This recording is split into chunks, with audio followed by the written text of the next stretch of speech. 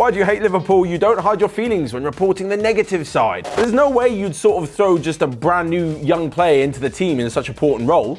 So why are you doing it with the manager? Welcome back, guys, again to TFW, because it's Monday afternoon and there's been loads of football action over the weekend which you guys have had your say on. First off, I'm going to talk a lot about Arsenal.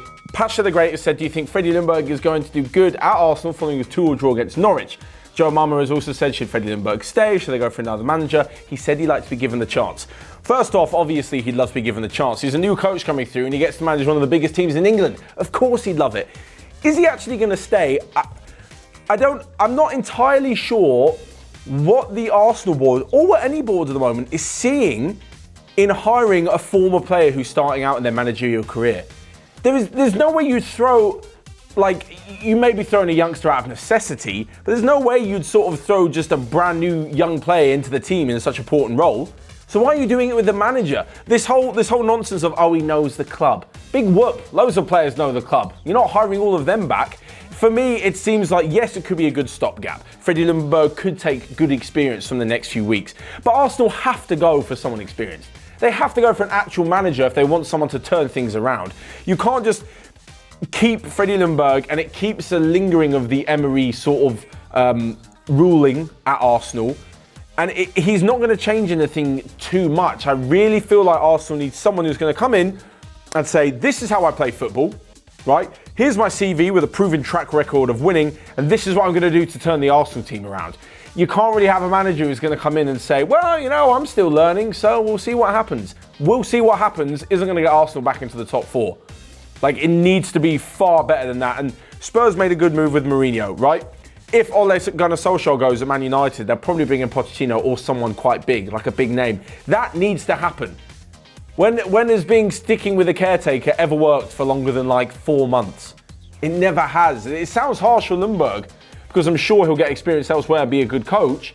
But you can't just sort of walk in and if an experienced player like manager can't, if an experienced manager like Emery can't fix it, what makes you think Ljungberg can't be on 3 or 4 months? Ole did it, came in, great. PSG was as good as it got. That away win, and that's about it. Craig Stebbing has actually said that Leicester have been on fire this season. Do you think they're title rivals to Liverpool or not? Yes, if they can keep Brendan Rodgers. This ties in perfectly with Arsenal. He's been linked. That is a manager who has experience of winning, right? And granted, I know, Scottish football, God bless it, maybe not the most competitive outside Celtic and Rangers, but was on the way to a treble, winning all 3 domestic cups for 3 seasons in a row. You don't just do that as a Celtic manager, because if you did, everyone would do it. Like, that's phenomenal from Brendan Rodgers. You see what he did with Liverpool, right? He's definitely a fantastic coach, as he's instantly turned Leicester around, right? And that wasn't just a 3 or 4 month thing. The back end of last season, into the season, into real title challenges. So I think he'd be brilliant. I think he's going to be staying at Leicester for the time being. However, in the future, if Arsenal come calling again, it hasn't quite worked out at Leicester, maybe they haven't reached Champions League, I can see him moving. But we'll move on. Next up, Harun Begic wants to talk about Brighton goal against Liverpool. Lewis Dunk's free kick. So he says, also, talk about Alisson Becker's crazy save. Crazy save makes it sound good. He got a red card, we all know it. The free kick, was Adrian too slow in placing the wall, or was the ref too quick to blow the whistle?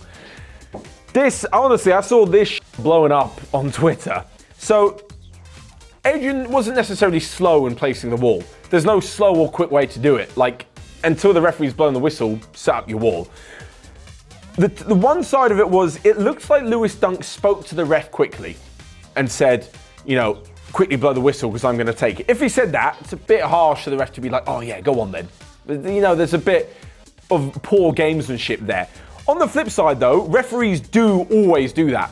Every time a free kick is given, the referee will ask the player, do you want to take it quickly or do you want the wall marked out? So the fact that the wall's been marked out probably tells you that everything's going to be set before the referee blows his whistle. If he's done it on advice of Lewis Dunk, it's probably not the most correct thing to be doing in the game. Despite this though, when I did see Liverpool fans complaining about it, no one was complaining when Trent Alexander-Arnold took a corner early against Barcelona and Origi scored. No, that was genius from Alexander-Arnold. But when Lewis Dunk does it, then it's, this is nonsense. It was all this, blah, blah, blah. So, the good and the bad. Anyway, Liverpool fans shouldn't get wound up too much because it was a good free kick and then Adrian made a good save towards the end, although he did fumble another one, and they still won, so it's not the end of the world.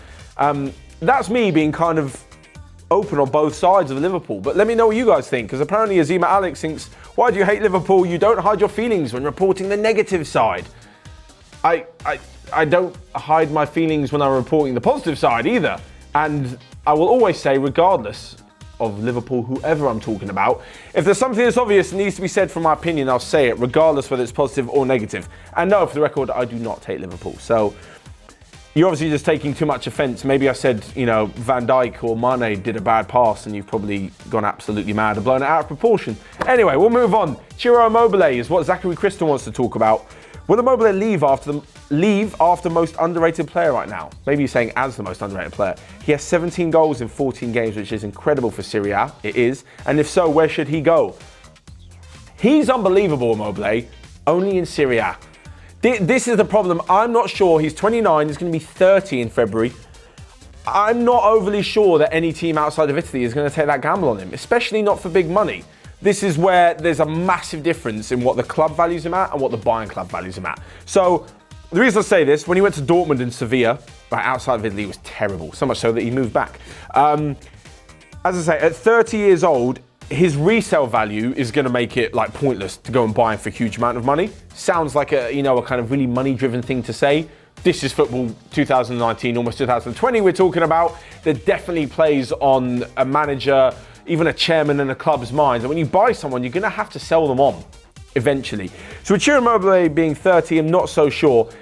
And the problem is, for Lazio, right, 17 goals in 14 games is unbelievable. Lazio are third, right, in the league at the moment. They won the cup as well last season. To them, he's priceless. He's their main goal getter. He'd be worth 100 million if you ask Lazio how much you want from him, because he means so much. But if a bigger team was going to come in and buy him, one of the top six in the Premier League, who arguably may not be even bigger than Lazio, and then one of the bigger teams, from around Europe, he'd probably be a squad player for them. That's not putting down his ability, but just looking at his age and, looking at his previous record, no one's going to be spending 60, 70 million on him. If you're buying a squad player age 30, the maximum you're going to want to spend is 20 to 30 million, which is obviously vastly different to how important he is to Lazio. So I just can't see him leaving, but I do think he's unbelievable. Massive credit to him. He may or may not be making an appearance in the power rankings on Thursday. We'll have to wait and see. And also, he may just love Serie A and playing for Lazio, which looks like he does. So he might just want to stay. Darwin Elliott has had a big calls on Diego Simeone. First off, people blame Simeone about his losses and draws. With the trend of managers being sacked for a few bad games, should he be sacked? Has then gone to back him up and said, Simeone, it seems as though people forget the success that Simeone has brought to Atletico Madrid. Saying Simeone out, is there any loyalty in fans? No, we've discussed this. There's no loyalty in fans, but that's just the way football's going. Anyway, probably less loyalty in players. Should Simeone be sacked? This is very similar to the Arsenal point that I was making. When you want someone to come in and define the way the team plays and the way that a club plays, you have to kind of expect that from the manager and expect that he's going to bring it and you're going to have to accept it and know that that's the way your club is playing. If you're going to go with someone vastly different, you're going to have to uproot the whole system. Simeone is Atletico Madrid. The way they play, the way they run things is Simeone. So to go and get rid of him and bring someone else new is going to have to change the whole thing. Just wouldn't make any sense. He's doing fantastic, Simeone. He can't be expected to continuously dominate Real and Barca. With the budget, with the resources, with the pulling power, with the players, he can't be expected to dominate them. He can be expected to go on a cup run, to go on a Champions League run, and to finish third at minimum every season whilst waiting for that one opportunity to win a trophy, like he did in 2014, been to 2 Champions League finals. That's what Simeone needs to be doing. He could push Madrid or Barcelona, but, to be fair, they did pay a lot of money for João Felix, but they'll need to be at that next level, and to expect that of anyone is pretty harsh. The Ballon d'Or, those who've been asking about it, Undead Slayer 115 said who's going to win. For me, it's Messi. We've all seen the leak from French football saying that it's already been decided and that Lionel Messi is going to be the winner. So much so that Cristiano Ronaldo isn't attending the ceremony, is instead attending the Serie A Player of the Year award where he's going to be named MVP. Unbelievable. I'd believe, though, that it's Messi. Well deserved. Kai Lamotte said, is Alfredo Morelos able to compete in England? Like 25 goals a season for Rangers, I think. Yes. Looks unbelievable. He's definitely worth a punt. Definitely. And Tom Humphries has said Vardy should be up there with Drogba in terms of strikers. Jamie Vardy's only 7 goals away from 100 Premier League goals. I think Drogba was on about 113, maybe a little bit more than that. You guys can double check, 130. Completely different kind of striker. Drogba won so much more, so you can't compare them. Vardy's great now, don't get me wrong, but Drogba was just another level. And lastly but not least, Divek S has said, why do you think players perform well under a newly appointed manager, then it starts to fade like Ole at United? I just think if a manager hasn't got enough clout behind them and hasn't got enough belief in what they're doing and direction, then the players can slowly fade when things start to go wrong. You need to be a strong person and set out with a strong mentality. So, that is all from TFW, but there were so many amazing comments. Thank you all for leaving your thoughts and opinions on a Sunday night in our community tab on YouTube. Of course, you can check out the other videos we've got going on Onefootball at the moment. Yeah, and let me know all your thoughts in the comment section below. But until next time, I'll see you guys later. I'm back to playing Football Manager.